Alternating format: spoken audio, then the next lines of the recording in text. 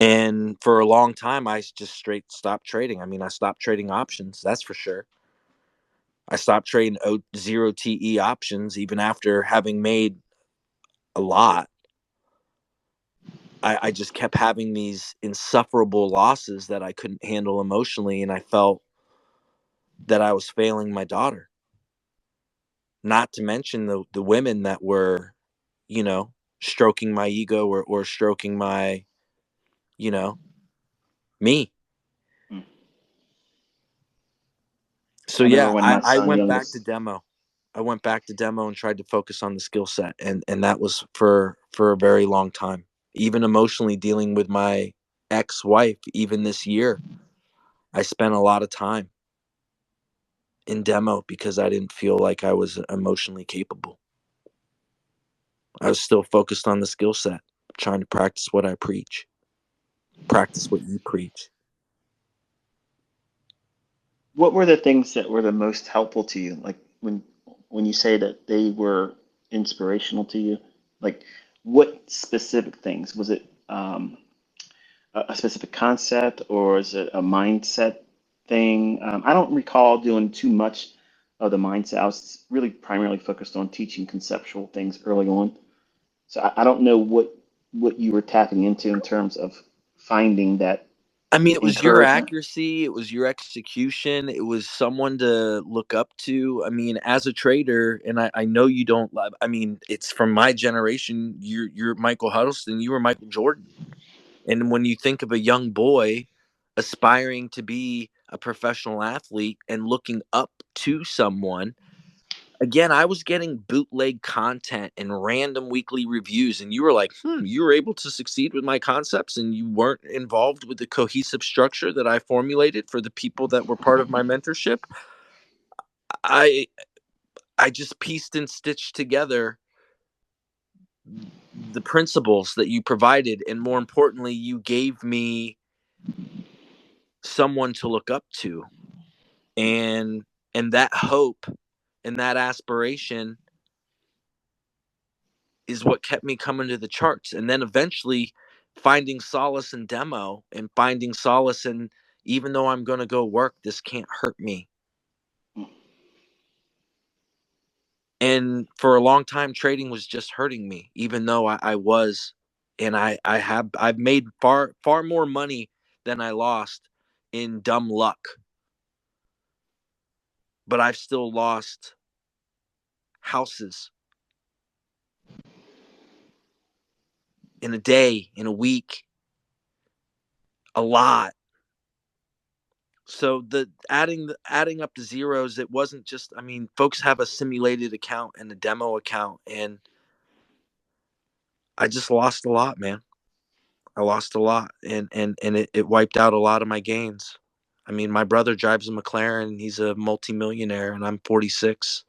I spend a lot of my time on social media, and I'm not broke, but I'm not where I want to be. I'm not where I know I'm capable of being. If you could go back in I got time, clarity. Go ahead. you had the ability to go back in time, knowing what you know about yourself right now, what you know about the experiences you went through. What would be the top thing that you could go back? You can only pick one thing, you can change it. You can remove it, change a different direction, change one aspect of something you did in the past while involved in trading. What would that one thing be? Tracking my performance, tracking my performance as if I were a professional even back then. Journaling, back testing, whatever you want to call it, a performance analysis. Instead of blacking out the devastating trades or decisions that I would make, journaling, journaling and having a performance record. If I could change anything, it would be that, That's a good without a one to doubt. pick. What was the catalyst that makes you choose that? And like, what made you start thinking, I need to start doing this?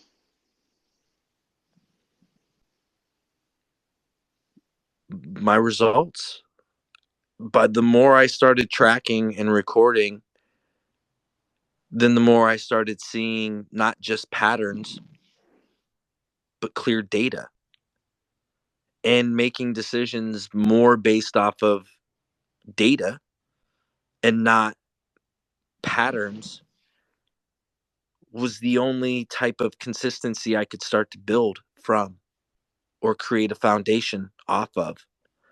I couldn't trade patterns because I'd lose. It was too discretionary. But tracking my performance and logging my results, good or bad, I mean, my sub answer to that would be my appetite for risk. So, tracking my performance and having a little more sustainable appetite towards risk management because I didn't. I YOLO'd a lot and I can put my head down in shame and say that. But Would you say that was the biggest impact why you weren't finding success or consistency early on? Was it the fact that you, well, let's narrow it down for the listeners, because many times when I talk to students, they use the terms interchangeably when they mean one thing more than the other. Would you say that you were impulsively trading or that you were over leveraging in your trades? I would say both, brother. I would say I was impulsively trading, especially without tracking a performance, especially without having or utilizing data Hmm. or data log.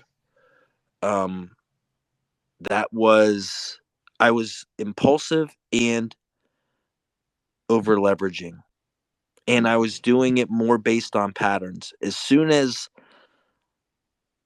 I started really tracking a performance and started utilizing data, which again, I give you all the flowers and I have to give M7 flowers as well because tracking and utilizing data and statistics and having a performance log is really where I started turning the corner in regards to my own consistency, profitability, consistency. I think too many people, including myself, have pulled money out of the market, but can you do it consistently? And that's what I, even at 46 as a trader, bro, I've been, I have struggled with consistency. And this year, I've really found my edge and my consistency. And that's come through utilizing everything that you've taught and blended it with what I've learned through M7. And I mean that with all the love. And I think you really embrace a trader seeing what they see and trading what they trade.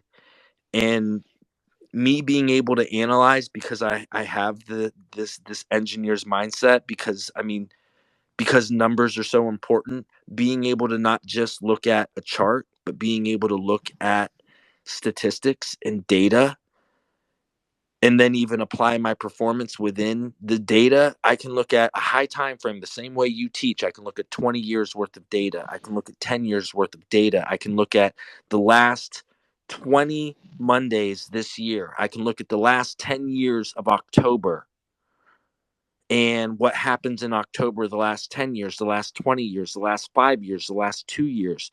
And just looking at these tables and graphs and not just candles has given me a consistent edge that I struggled with.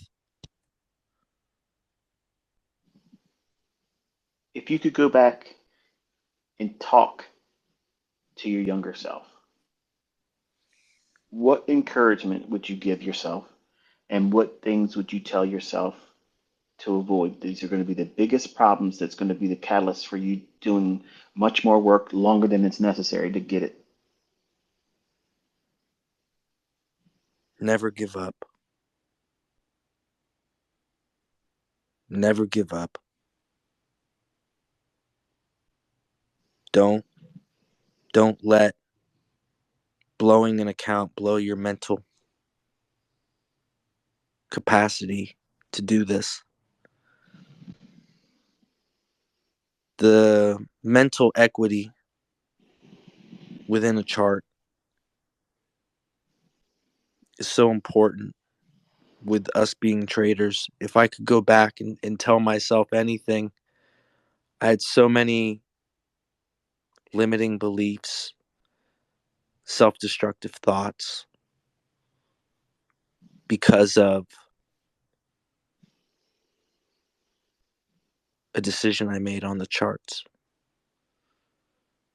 And that kept me in a cycle, a perpetual cycle of disbelief, of insecurity. And if I could go back and tell myself anything, Michael, would be never give up. And it's not a financial account you're blowing your mental account, your mental capacity to believe in yourself. And only through consistency doesn't even have to say the word profitability. Only through consistency is where the mental capital came. The limiting beliefs dissipated, or the I can do this was louder than the I can't. I'll never. It's I can, I will. Look, he can do it. Why can't I? What am I doing? For me, it wasn't any one individual concept of yours, Michael. It was being Michael Jordan. And then it was which way am I going to utilize this skill set for myself? And then coming across very detailed PAM models, again, bootleg, but a London-based protraction model. I trade London.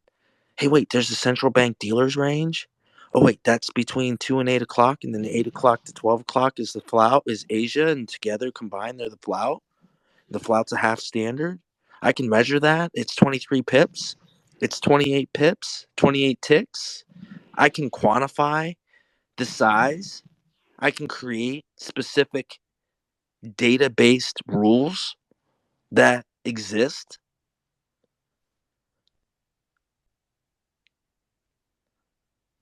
So every single time that I blew an account, I fed my demon. And only after trialing so much in demo and finding consistency without actually hurting myself that I started to feed belief. And only after having a performance record and tracking my performance, my analytics, studying data, did I unlock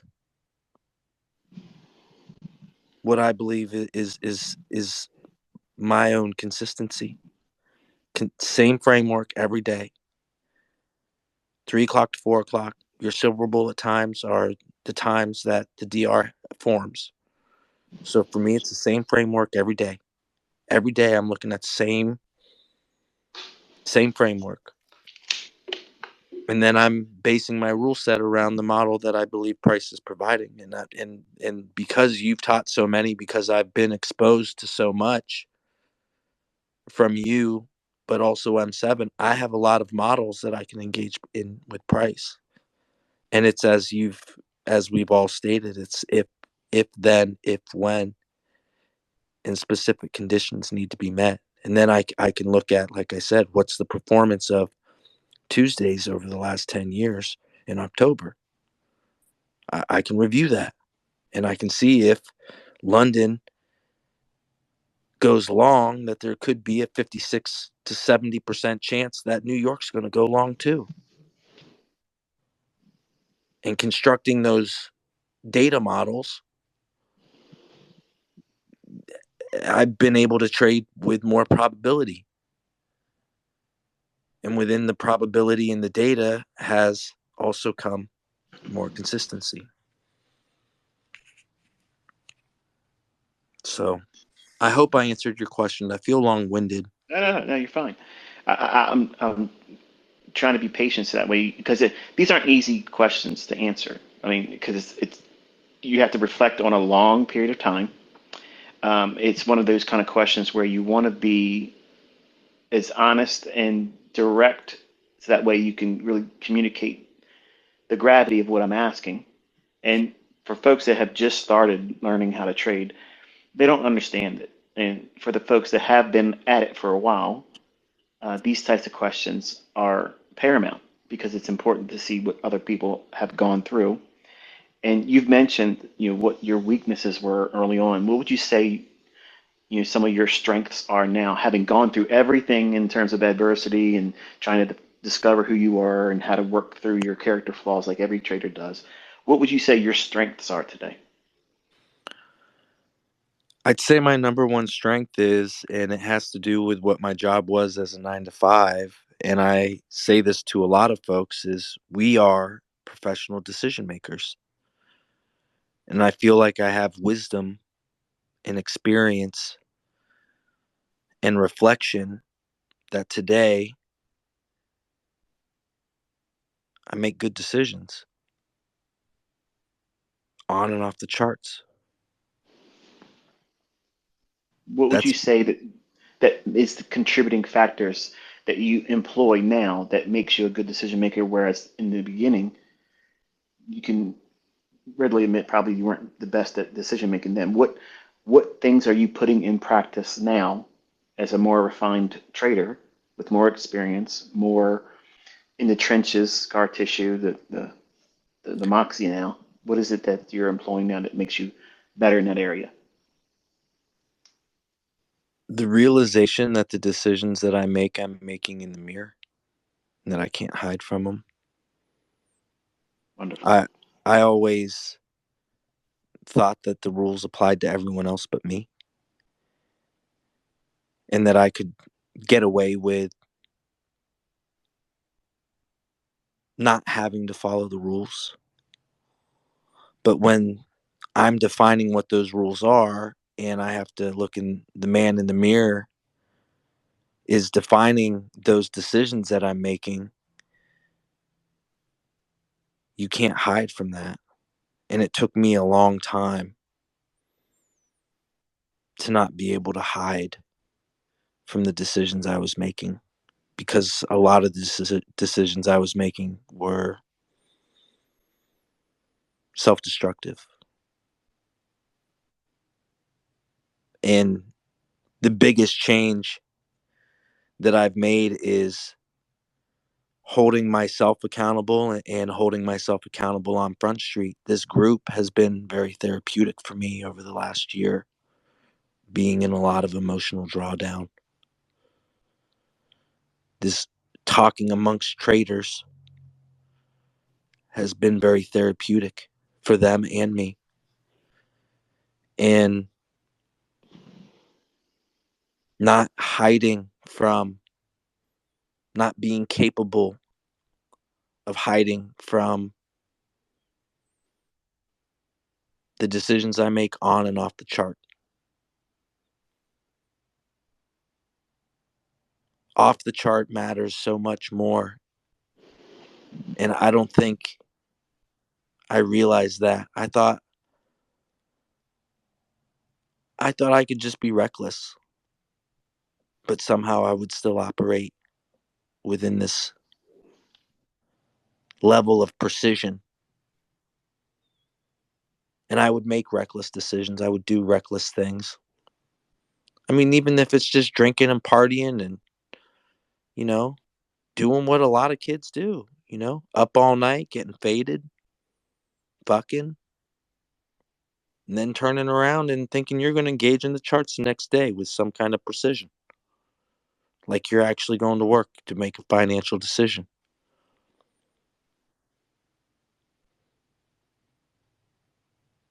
Do you think that in the early stages of your trading, did you ever use trading as an escape from whatever you were feeling at the time? Like you just feel like you wanted to win something to feel like you were a winner for the sake of winning that trade? Oh, how many times have I gone to the market for validation when everything else was falling apart?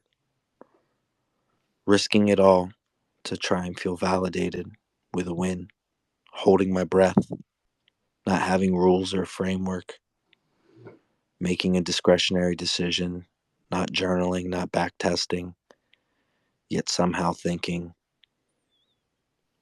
that trade was going to answer my problem, my bigger problem. I did it a lot, Michael. I did it a lot. Would you say that today, with more maturity and a more objective approach to doing what it is that we do as professional decision makers, would you say that today's mindset that you employ is more aligned with following a process, a model, pursuing the evidence that data would suggest is statistically probable for you to be doing what you're doing versus having any emotional or psychological reward for the basis outside of doing what is in the model? I mean, 100%. I mean, for the audience folks listening, like Andrew Tate, I think he can be a motivational voice. He might be divisive, but I was in some pretty deep, dark drawdown mentally and emotionally, and I had some one-on-ones with M7 who pretty much said, "Listen, pussy, motherfucker, get up. Quit making excuses. The only way you're going to win is by start acting like a fucking winner." Right? And if you think of like if you were to Google Andrew Tate motivation, like that's what M7 was for me in some of my deepest darkest times, and he was in my ear and literally talking to me for hours. And that really helped me. That lifted me up. That lifted me up in a time that, you know, I was struggling, man. I felt like I felt worthless. I mean, a woman that I spent 8 years with, I mean, that my wife leaving me for another dude, that really fucked with me, Michael. And it really fucked with my trading. It really, even though I'd had all of these clarity and understanding of what these concepts were and even how to measure them, and I was doing better, it just fucked with me. And he kind of found me at a time. He found me, and he poured into me, and he invested a lot of time and energy into me to help me see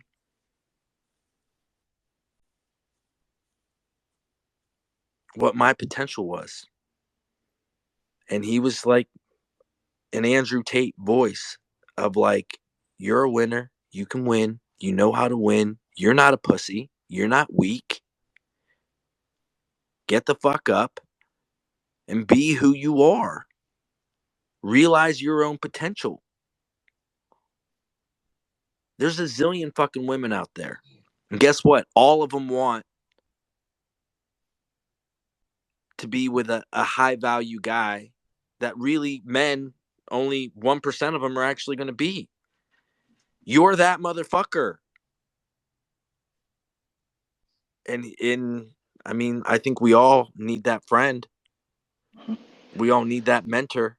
We all need that shoulder. And he really was that for me, man. He really was. Not only that, like just all the statistics and data and the way he was able for me to supercharge your concepts really made me more inclusive. Like I'd see the Twitter beef and this tribal Like, oh no, fuck you, no, fuck you, oh no, my way's better, no, my way's better. It's like, hold on, hold on. We're all adults here. We're all adults. And if I were to tell you that I've found a way successfully to blend A and B to create my own version of C, and that works, and it doesn't contradict, and they play nice together. Like, do y'all really need to argue and fight about all of this? And instead of arguing and fighting, it's again inclusive, and I've embraced blending your concepts with his concepts, and finding my own way to trade, and it has developed consistency and models that are utilizing your models and his models as confluences, ways of stacking up. It's not just one thing, right? It's all these ingredients going into a cake. And yeah, man. And what comes out is consistency. And after you get consistency, then comes profitability. And then we all get to deal with within profitability, dealing with, then it's not a question of fear, insecurity, but then it's the other side of the spectrum. It's overconfidence, it's greed. In the yin and the yang of trading, like first you don't know what the fuck you're doing. And then once you know what you're doing, you still don't know what the fuck you're doing. Because you just get to be on the other end. So that yin and yang of not knowing what you don't know, but then knowing what you know, but then you don't know what you don't know. And that swing, I think, focusing on a framework, focusing on a model, focusing on consistency, that's that's what we preach every day. That's what I try and utilize this platform for every day, is to talk to the 20-year-old myself who hasn't gone through the difficult, arduous, lonely, dark journey that is binding consistency. I mean, fuck profit, because you ain't gonna, if you're profit, if you're profitable, you're a fraud, because you can't do it again.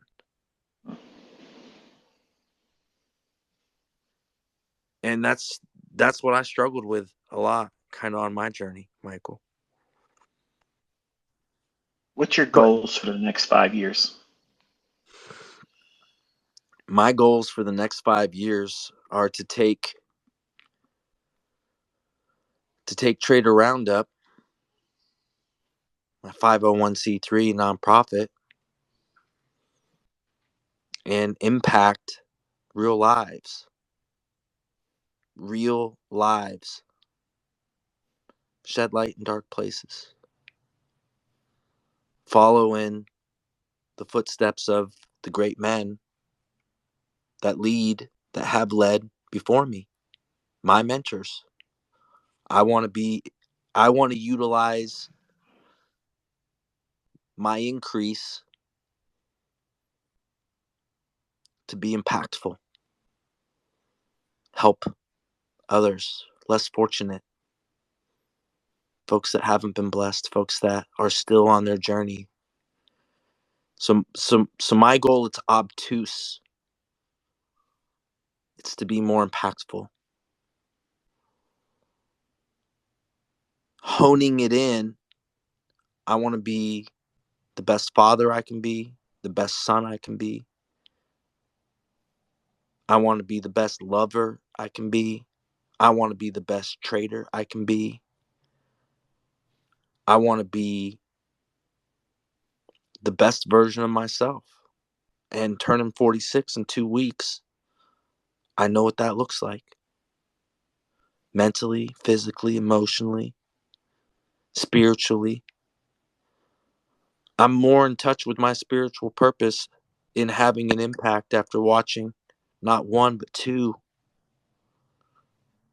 men, mentors, my father and my uncle die. And they died with a whimper. No one went to their funeral.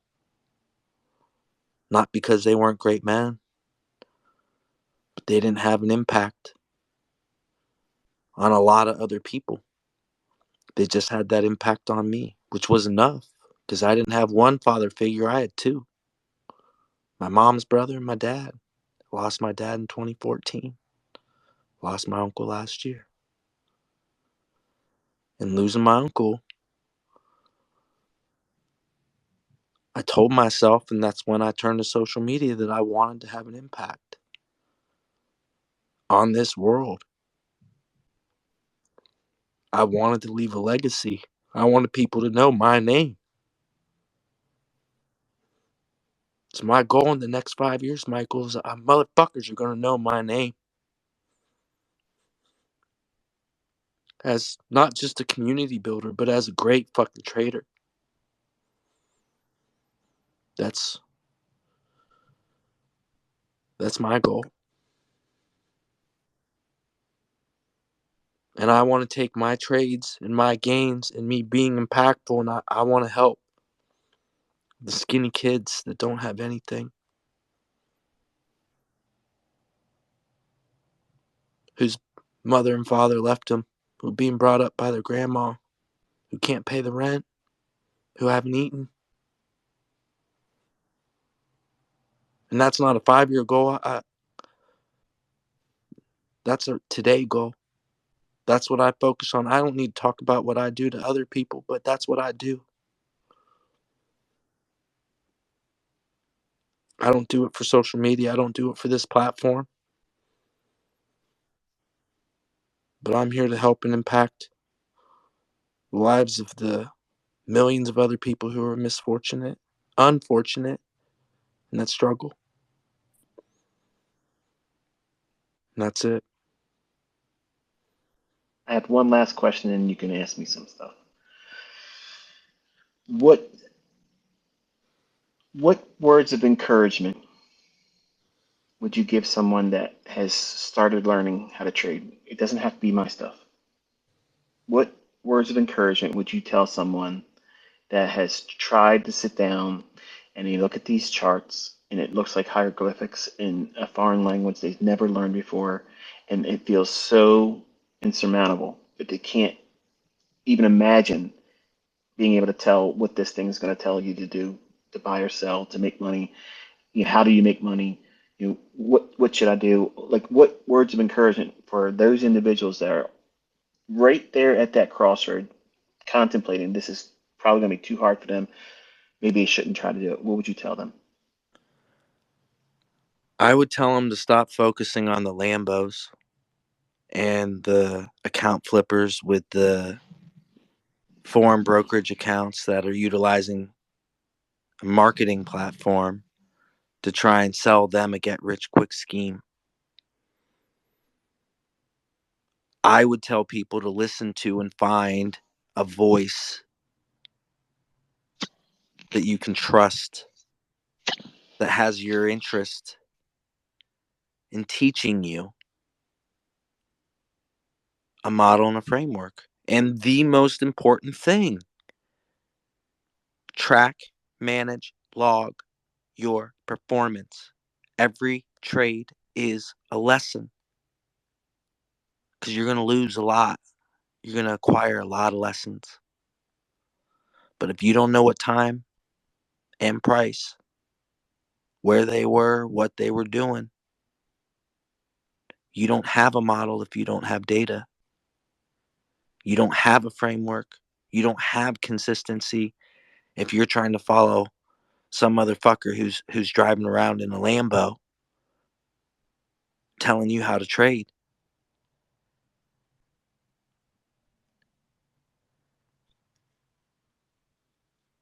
So find credible resources to learn from. Focus on tracking and managing your lessons. And in the world that we live in, data is king. You ain't shit if you ain't got reps. It doesn't matter how I trade. It matters how you trade. That would be it, bro. That's what that's the advice I would give. I mean, Very good. so I get to ask you a couple questions. If we could encapsulate it in 30 minutes, that Yes. would, Well, if I it's fine. mean, I'd love to just kind of, I think a lot of people want to know, like, the burning question on social media is like, what's Michael Huddleston going to do after November 11th? I mean, that's the first question I think of.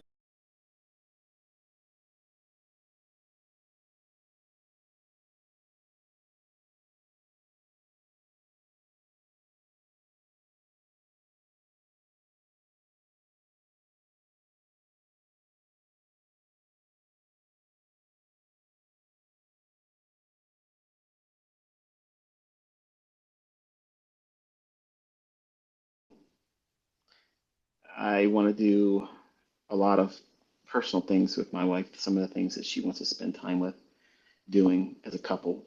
Um, Travel. She wants to go to certain destinations, and I'm going to make myself available to do that so we could go and have those moments together. She wants a scrapbook, like she wants to see us bouncing around a little bit, globe travel a little bit, and that's a little hard for me because I don't want to fly. So everything's going to have to be either cruise or mainland. So she's been working on me in regards to certain destinations. She wants to go to Italy and she wants to see France and Ireland. I like Ireland. There was a time when I was contemplating moving to Ireland. There was also a time when I was contemplating moving to the UK. She wasn't on board with that, but um, just basically just being a person away from charts. I'm going to trade, but I'm not trying to be inner circle trader anymore. So I just want to be her husband and the dad to my kids and encourage them and try to help them become better at what two of them are interested in, and I want to try to supercharge that. So, and I don't want to be in the spotlight online. Okay. When you, what degree, again, I'm trying to think of not just looking at questions, but I'm trying to think of what the listener would want to know if they had the opportunity to stand up here and ask you a question. The burning question I think of, what are your books going to be about? Is it going to be technical science? Is it going to be a story? Is it going to be a written mentorship? Is there a flavor? I'm sure you've already got these books written. So I'm curious as to what you'd be willing to reveal to us, because I feel like I'm asking you like the the hard questions that the community wants to know, right? And The I don't know. the three technical books are going to be basically the only way I can condense, the only way I could sit down and condense. Now that I've released the language, um, in my mentorship, the paid mentorship, the charter level stuff, there's people out there trying to sell the price action models. Okay. And I'm on record saying this, and I told them when I released them that these are very demanding in terms of parameters. Things have to be this way, or you can't trade them. Knowing that the majority of the people that were in my mentorship and still are waiting for me to produce new videos, which notice there ain't no videos. I told y'all I'm not going to make them videos anymore because they want to sell it. I've made millionaires in different countries because they sold this stuff. And I get it. You know, it was hot. It was the drug of choice for a little while. And the language that I've released and made public now, if I, well, perfect example, I was doing a live stream the other day and I was unaware. I was very confident, overconfident that the audio was working. I didn't even bother asking on Twitter like I have been to see if everybody could confirm they could hear me. But it was very encouraging to see people tweeting to me saying, even though I don't hear you audibly, I hear you audibly. I know what you're talking about because you know what I'm doing. If I'm drawing a line above two equal highs or relatively equal highs, you know what's above there, buy side and sell side. And I'm drawing out rectangles. So you know that this is where my focus is. And I told my son, I said, you know, that to me is awesome. And for someone that's not a trader or aware of what it is I'm trying to draw a spotlight to, it won't mean anything to them. But because you have spent time with me, that means you understand my language. So if you've never read the book Street Smarts, okay, I thought that that book was done in a way where it scratched an itch that I didn't know I had because I thought that trading had to be absolutely next to impossible, and it was a puzzle that only a few could figure out, and I wasn't going to put it down until I figured it out. I believe God gave me obsessive compulsive for that very reason. Every mental disorder I have is a superpower. In the beginning, as a child, I thought it was a weakness. So it's in the vein and style, writing style of Street Smarts that they have very specific, they call it patterns. I have specific models. So I'm going to be releasing very specific models and amplifications of the ones that I've already taught because they get better than what I've already shared. Those are the three things. And then I'm going to draw on the core content lessons so that way you can see that this is what's available to you. You don't have to do it this way, but this is just one more way to skin the cat. The fourth one is the one that everybody seems to be asking about in emails and reaching out to me on letters. Like they'll mail me letters and say, "Look, can you just talk about what that book's going to be about? Can you do this and can you do that?" So I'll let the cat out of the bag because I don't think this is going to be the book that people really care too much about, and I don't care if you buy any of them really. I just want to put it in written format so that way it has association to me as the author.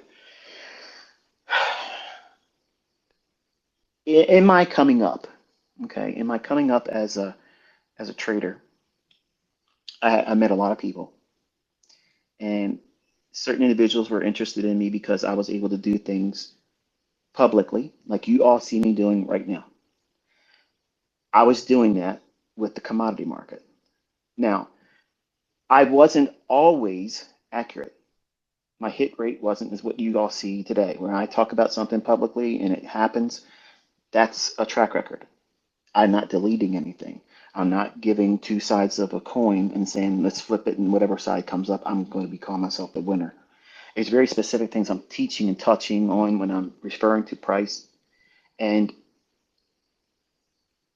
if you do that type of stuff in in a world where it's rare to see it in a new medium, which was the internet, because on America Online, you know, that was the thing back then. Everybody was enamored by it, willing to pay too much money for just an hour worth of access to it and wait forever for things to load up. Folks reached out to me, and there's people out there literally talking a bunch of bullshit for the sake of clout. But the Commodity Futures Trading Commission literally subpoenaed me.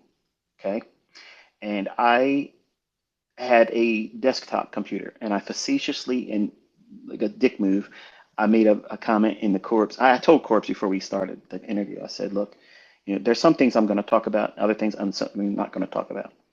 Um, certain things I do talk about harm me in every sense of the word. So there's going to be certain points where you'll ask me, And then I'll say, I'm not going to talk about that. And I ask you to be respectful of that and make sure it's not in the final cut. But there's other things I divulged and talked about in terms of, you know, how I got this information and meeting people and seeing things that would, by anyone else's description, would be considered out of this world. Some of those experiences won't be believable. They're just simply not going to be believable to people. And I've shared some of my testimonies that are outside of trading, and they sound like made up stories. And I don't care what people's opinions are. I really don't care because they happened. I experienced it. I'm bringing the receipts to show you that these things caused this change in me, that I can't say this is the reason why. It really was this. It really was this teacher, this book. It was really this thing, this strategy that I renamed like everybody else to say. I have had literally Old Testament experiences that I don't know how else to say except for this is what happened. When I tell people in honesty that I hear a voice. I hear it. It tells me exactly what it wants me to do.